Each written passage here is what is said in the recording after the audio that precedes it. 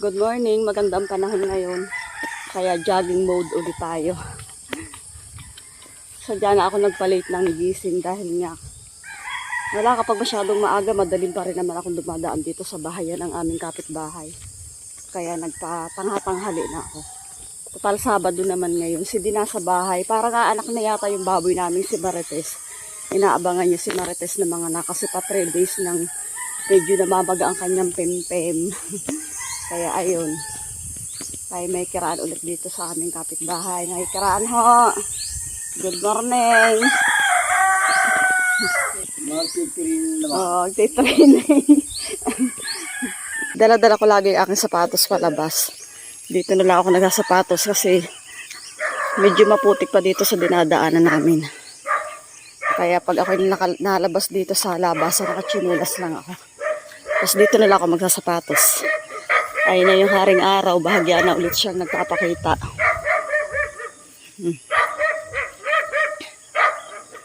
Yan, dito lang talaga ako nagja-jogging, tinatamad akong lumabas ng highway. Kasi ang dami din ng mga aso, lagi akong hinahabol, kaya dito na lang tayo. Okay, dyan lang muna kayo mga kagala, mag-iisiran lang tayo ngayon. Pang araw-araw lang yung ating takbo-takbuhang gawa. Good morning sa inyo mga kagala ko, mamaya ulit.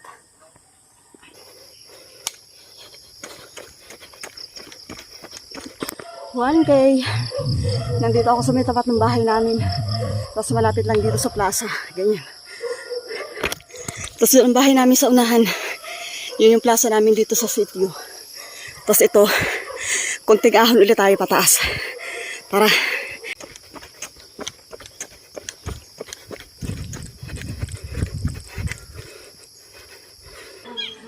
Okay. Pabalik na ulit ako dito sa may amin. Pero babalik ulit tayo dito. Ang balik 1 kilometro. Bawat balik 1 kilometro. Balik ulit tayo. Tara.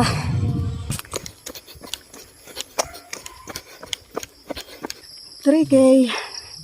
Balik ulit tayo. Pabalik-balik na ako dito sa dati naming bahay. Tapos doon sa bahay naming tinitirhan ngayon. Tara, let's ahon na ulit tayo.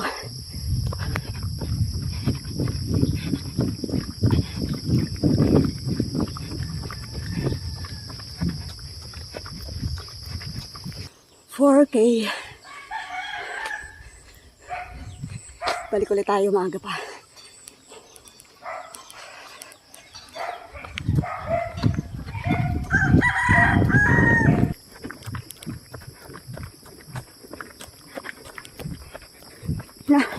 Napuwing pa.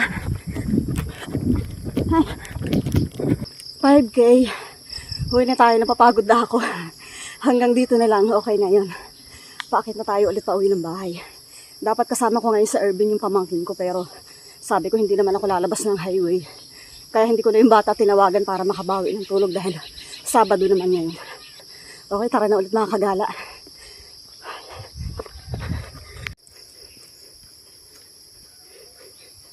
Okay, hanggang 5K na lang tayo mga kagala ko.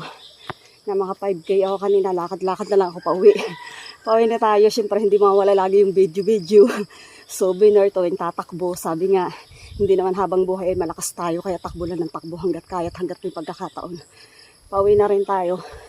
Pahinga lang, painom-inom ng tubig. Pag sinipag sa susunod na araw, ganun ulit. Umpisa na naman tayo sa maraming labahin araw-araw. Pero okay lang, mahalaga, masaya tayo, nawawala yung stress natin. Okay, tara mga kagala ko, pahinga lang tayo at inom ng tubig doon sa aking pahingahan. Good morning sa inyo.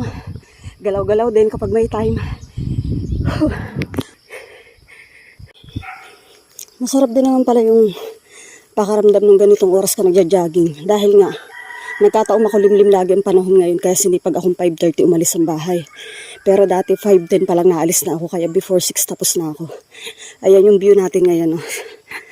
Papasikat na si haring araw pero dapat kanina pa yun dahil nga makulimlim lang.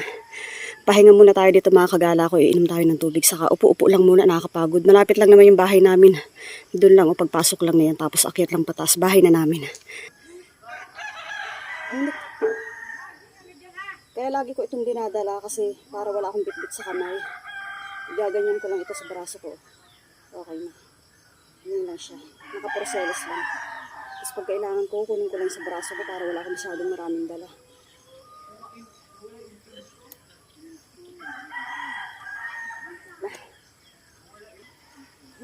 maligo ng pawis. Normal na ako ngayon, pinagpapawisan na. Dati kahit gawaing bahay lang, halos hindi ako ganun pawisan. Takbo lang pala ang kailangan.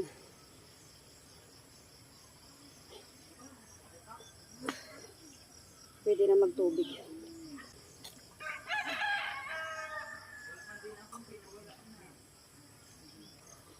Dito kaya sa amin kahit hindi panahon ng pagbagyo.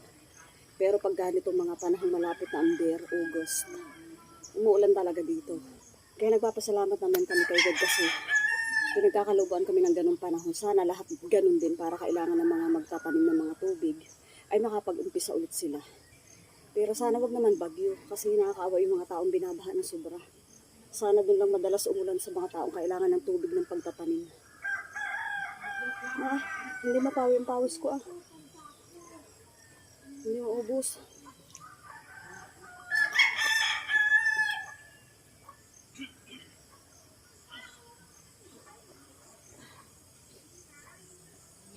Okay yun lang mga kagala, uwi na tayo. Hanggang sa susunod ulit sana sipagin tayo bukas. Pero Sunday para may pupuntahan kami. Yung mga kagala, ingat kayo palagi. Maraming salamat sa panonood. Bye!